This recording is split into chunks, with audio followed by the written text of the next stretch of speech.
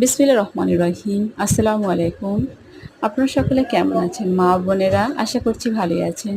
আমরাও সকলে ভালো আছি আপনাদের দুআয় আলহামদুলিল্লাহ। তো এদিক থেকে সকলে খেতে বসে গেছে। আজকে খেতে বসতে প্রচুর পরিমাণে দেরি হয়ে গেছে। তো এখন বাজে ৩টে। তো আপনাদের ভাইয়ের একটা বিশেষ কাজ ছিল, তো আস্তে আস্তে ২:৩০ বেজে গেছে।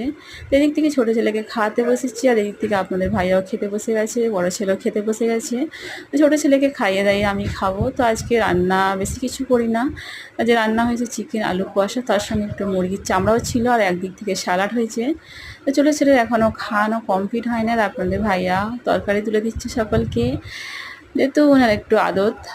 তো এই দিক থেকে আমার ছোটো ছেলেকে খাওয়ানো কমপ্লিট হয়নি, তো এই ছোটো ছেলের খাওয়ানো কমপ্লিট হয়ে গেছে। এবার আমিও খেতে বসে গেছি। তো আজ এই ছিল আমার ভিডিও, আর এই ছিল আমার কথা। তো এই পর্যন্তই। তো সকলে ভালো থাকবেন, আর দোয়া করি সকলে ভালো থাকুন, আমাদের জন্য দোয়া করবেন। আসসালামু আলাইকুম।